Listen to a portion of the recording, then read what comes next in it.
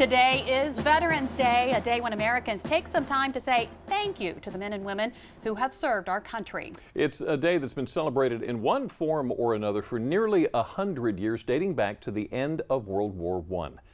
Fighting in the Great War ended November 1918, 7 months before the treaty officially ending the war was signed.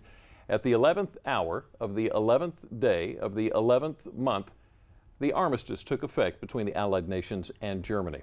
The following year, President Woodrow Wilson declared November 11th Armistice Day. In 1938, Congress made it a legal holiday. In 1954, Armistice Day was changed to honor veterans of all wars, giving us Veterans Day.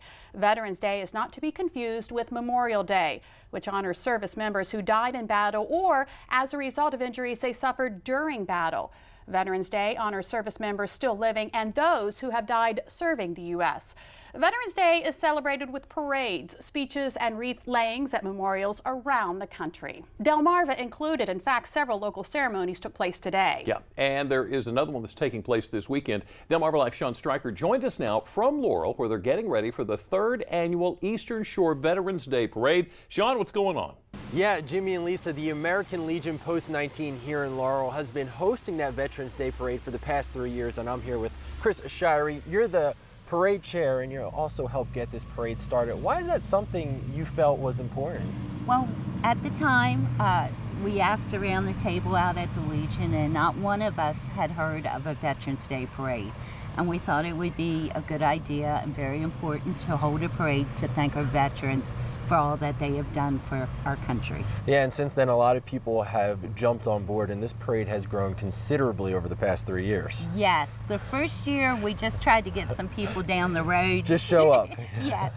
This year we have about 100 entries. Wow, that's impressive. So we are very excited. We have a lot of veterans groups. We have some rare and antique automobiles, and we are extremely excited. This year, the Baltimore City Mounted Unit from their police department is going to be in the parade. So I'm sure that's really impressive. We're excited. So what do you hear from veterans about this parade? What's the response they have? They're very grateful. They enjoy participating in it. They enjoy seeing it.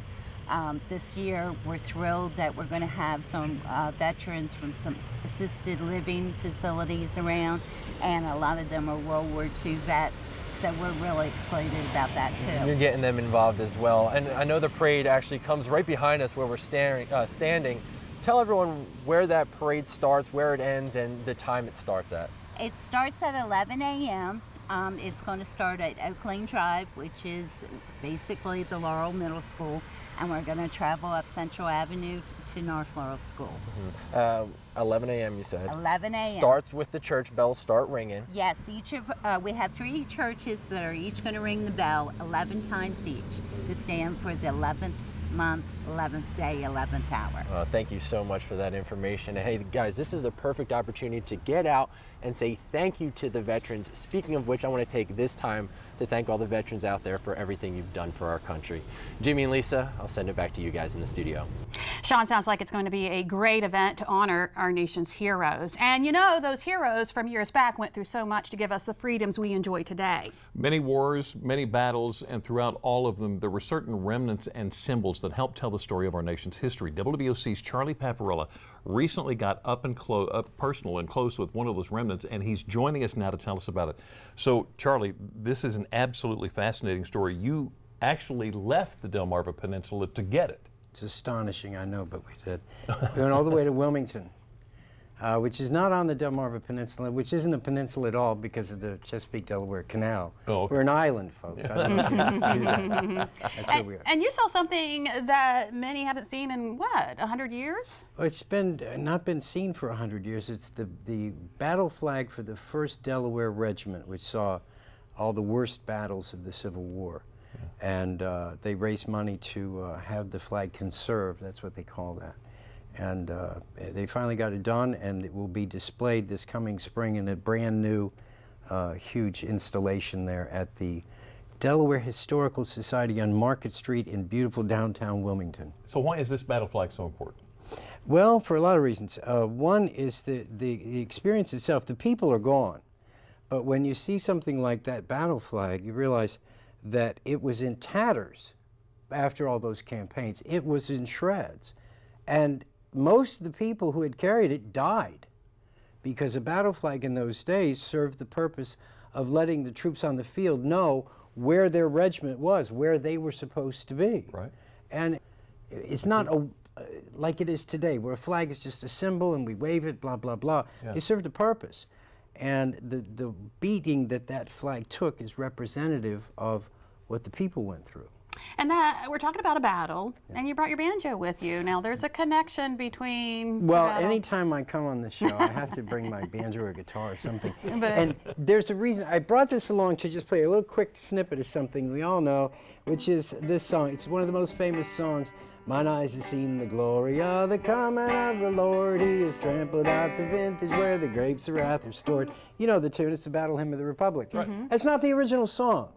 And that song was written by Julia Ward House, a very nice Methodist lady who saw troops marching in Washington and thought, oh my God, what an awful song for them to sing. And she rewrote the song. There are more words in the first verse of her version than there were in the entirety of the original song, which went like this. John Brown's body lies a mouldering in the grave. John Brown's body lies a mouldering in the grave. John Brown's body lies a mouldering in the grave. See, soldiers will march to something like that because it's got some oomph to it, you know? And the other song says, his truth is marching on, right? Well, who has ever seen truth do anything? Truth doesn't march. Yeah. No, it just kind of insinuates. Okay. So anyway, that's why the reality of history is so important to study, because it gives you a better sense of what really happened. And no one's better at that than folks like the Delaware Historical Society, one of the oldest historical societies in the country. Right. And it's not the state of Delaware, which does a marvelous job with its antiquities.